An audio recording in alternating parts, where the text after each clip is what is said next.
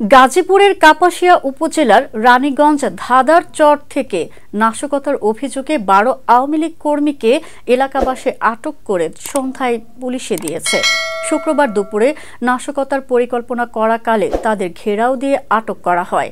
এদিকে আটককৃত নাশকতাকারীদের বিরুদ্ধে দৃষ্টান্তমূলক শাস্তির দাবিতে কাপাসিয়া উপজেলা শহরে বিএনপি দলীয় নেতাকর্মীরা তাৎক্ষণিকভাবে বিক্ষোভ মিছিল করে।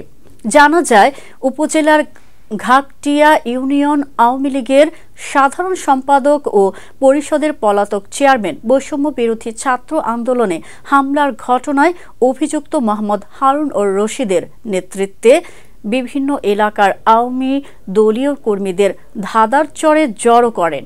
খবর পেয়ে এলাকাবাসী ঘেরাও দিয়ে মাছ নদীতে জেগে ওঠা ধাদার চর থেকে ১২ জন আওয়ামী লীগ দলীয় কর্মীদের আটক করেন।